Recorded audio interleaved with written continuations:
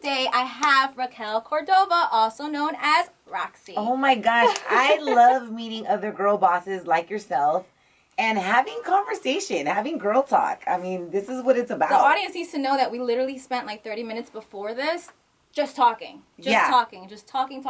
Like the camera should have been rolling while we were standing up and there would have been the whole interview. But thank you so much for coming out. Of course. Well, I was doing my research on you and I found some really fun facts that I wanted to share with the audience. One of them, okay, it seems like music was something you were into as a teenager. You were in the choir, correct? Yeah, I've always loved music. I've always loved music. And so when I was younger, my parents were really involved in the Catholic Church. Mm-hmm. And since I was always a very curious soul, I would always tag along. And my dad used to get down on the guitar. Nice. He actually made my mom fall in love with him in his country, playing the guitar for her. And so he actually asked me, like, you want to join me in doing some duos? And so a lot of people with my raspy voice assume that I can sing because I have a raspy voice. That's soulful R&B. I could hear it. And I could get down, but I don't sing for a living, and it's not my career. I can't put you on the spot right now and say sing a cappella. You know what? I got to tell you, the only people I sing for is, like, my boyfriend. Oh. That's how I make them fall in love. Because I'm like, this is a side of me, baby, that not anybody gets to see. So you better feel special. Feel special. That's pretty neat. Before the whole radio came about, and this is taking it even way, way back, one of your first jobs, you worked at Walmart. My first job was at Dunkin' Donuts. So when you were working at Walmart, did you ever foresee yourself where you are today, presently? Or what was like going on your mind at that time? You know what? Yes. To answer your question, yes. I've always, everything that I've been able to accomplish in my career at a young age, I've envisioned it all. You know, I said and that. It's the power of the spoken word. Yeah, you speak your future into existence. So yeah, to answer your question, I would pull carts at Walmart. And you were like, what the hell am I doing? Before I became a cashier, like, I would move up the ranks quick. Okay, first I started pushing carts, and I was the best cart pusher ever. How do you become a best cart pusher? I would turn my job into fun. You know, That's cool. Basically, the cart pushers out there were men. Yeah. And I was the only girl that was willing to do the job. Girl boss. Girl boss, exactly. And so I would actually create competitions out in the parking lot with the other guys. Make it a game. And we would make it fun. I would make it fun. That's really the key to everything, is making it fun and being the best cart pusher, being the best cashier, being the best doctor. Like, whatever you do, be the best at it. Be the best at it, because it could be very temporary or it could be your career. Yeah. You know, and people will notice. Love what you do. Love what you do and do it right. And it won't feel like work, boss. And boss, yeah. And men, I always tell this to men. Men, do not start something that you can't keep up. Absolutely. Don't with anything in life. Don't start something you can't keep up, because then a woman is going to expect that. Too many boys. Yeah. Can we cuss? Let's do it. I'm gonna bleep that out. Too many bleep boys. Yeah. Okay, so now we are where we are today. You've done so much for just being a Latina in this industry that's dominated predominantly by men. You've done radio, you've done TV, you're a journalist, you're a blogger, you're a writer. You know, how did all of this manifest as a full circle? You know, what advice can you give somebody that sees you and it's like, I want to be where she's at? Well, oh my God, there's so much advice that I can give, but one thing that I could for sure say is don't give up. Mm-hmm. Don't give up on your own vision. Don't give up if people doubt you.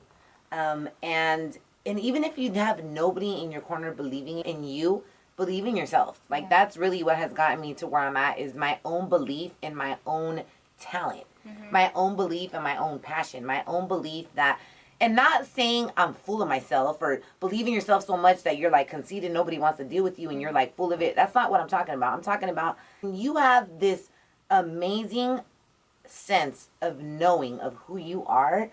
Nothing can fuck with that. So when you have a clear knowing of that, you just push. Yeah. And you understand that every day when you wake up, you're getting closer to that vision if you're putting in the work. And you got to put in the work. And you got to put in the work. That's another tip.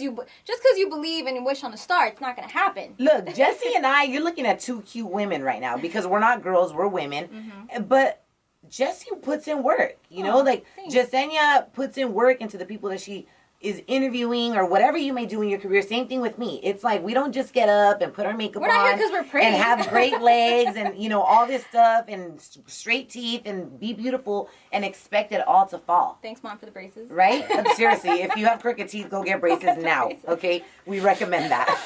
That's just a girl boss tip. No crooked teeth allowed. Okay? Because teeth is one of the first things people see. You've won awards of being like a Latina figure. How does that feel? I mean, who were the women that you looked up to as you were a kid growing up? You know what? One of the main women that I looked up to growing up was my great-grandmother. That's beautiful. And, you know, she's resting in peace. She passed away 6 years ago. She passed away like, she had a long life. She lived till like she was 90. God bless. And I want to be like her. I want to be able to say that I lived a quality life. It was so funny because she immigrated to the United States from El Salvador.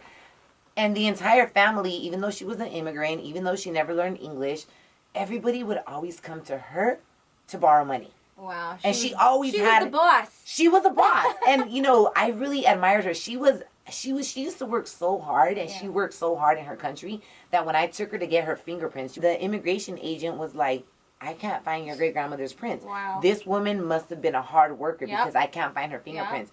And just to hear the stories of how she would jump on buses in El Salvador and carry sacks of onions while she was wearing her stilettos and had that boss mentality of like, I have 5 kids to feed, so I'm going to make it happen. So she was a humongous influence in my life. And Celia Cruz. I love Celia Cruz. And a lot of people, when I say that, they're like, Azúcar. they're like, first of all, why her? Because she did amazing. She didn't even have to depend on her looks. It was her talent, her swag, her boss mentality. Yes, and her relationship with her husband, Pedro Knight, oh my God. it was really like... Inspiring. It was inspiring, and it was a true story of love. Yeah. And I believe in that kind of love. And when you believe in that kind of love, when you believe in whatever you believe in, that is what you will manifest into your life. And I'm all about that. So, Celia Cruz, my great-grandmother, Jennifer Lopez, because who didn't... grow up admiring Jennifer Lopez. I mean, I remember I admired Jennifer Lopez so much that hopefully J-Lo watches it, that I wrote her a letter. I wrote her a letter. And I don't never know if it made it to her, but it was one of those things like, you know, you just have to, like you said, write it out, put it into the universe, and hopefully one day you'll get to talk about it with her. And I see that happening very soon. I see that happening soon, too, for real, because... she was really You have that J-Lo swag. Earlier we were talking about that people are confused that she's from the East Coast, but no, born, raised, living in the West Coast. She's got that swag, that Puerto Rican swag. A lot of people think I'm Dominican, East Coast, and I'm like, nope, born and raised in L.A., West Coast. I would be like, you from the Bronx, girl. What you talking about? I get that all the time. But, you know, to me, it doesn't surprise me that Jennifer is where she's at because she's never stopped. It took her believing in herself so much that she was able to get other people to believe in her, and that's where she is right now. And I think that pyramid that she has set up is just never going to fall down. And I get that energy from everybody that I've interviewed. I foresee greater things happening in the years to come, and you're like amazing. Your energy is so contagious. I know that so much is going to be coming your way. I know you're a busy woman, and to have you here was just like, I'm humbled. I'm very humbled by it. I want to talk about your brand. I want to talk about what inspired it, what's the mission, what's the goal, because you are such an entrepreneur and business person that it's incredible. So I brought you a gift. Oh, thank you. This is one of our hats, one of my hats from the line that says Blessed, brazen by RaqC. And so for all who don't know, what the hell does brazen mean? Because I get that all the time. This is awesome. Do you know what brazen means? No, I don't. I was going to ask you that. She's so good that she's bringing up the question. Yeah, so I love that word, be brazen. Because brazen means to be bold, unashamed, unapologetic in who you are and what you do. And to me, that really embodies who I am. Like, I am a brazen person. It defines you. You're brazen. I'm unapologetic. It's like amazing and blazing, like put together. If that word's, Yeah, you're good. So my line, I like to put bold statements on my hats. I also have, I'm known to be a bilingual line. I have words like pícara, which pícara is kind of like a, how would you describe pícara in English? Like a flirt, like a cute, like pícara, like you're just a little, you got a little spice to you. And the reason I wanted to create my line is, first of all, because I have a love for hats. Yeah. I love hats. When you have a bad hair day, the 2 essential things to wear is a hat and a pair of glasses. Yep. And lip gloss. And with that, you'll be looking fly. handle all your errands. Mm-hmm, You can even go to events if you need to. And be like, who is she? She's important. She's wearing Yes, sunglasses. a hat and glasses makes you. It just solves the solutions. Yeah. I was thinking about eventually adding hoops because I'm That such you wear them. a hoop lover. Yeah. But That's who you are. I don't know. I'll We'll think see. about that Maybe in the it future. happens. Maybe it happens. Maybe You'll it speak it will. into existence. Exactly. You heard I'm it already here thinking first. about it, so you never know. I might execute on it too. Oh my God. Thank you so much for this beautiful gift. I'll be taking pictures much later and putting it on my IG. Okay. All of her information is going to be in the description box below. Please thumbs up this video. Make sure to check out all her channels. And if you have any questions for her, leave them below and Yes. she'll be replying to them. I'd love to Thank you reply. so much. Before we end this, I'm going to stamp you with the official Girl Boss stamp. Are you ready? What is that? Are you You're officially a girl boss. girl boss? Oh yeah, I love it. Oh, thank you. You look. Hey, it takes one to know one. She could call me a girl boss because she's a girl boss. When you recognize it in others, you recognize it in yourself. Thank Say you. what?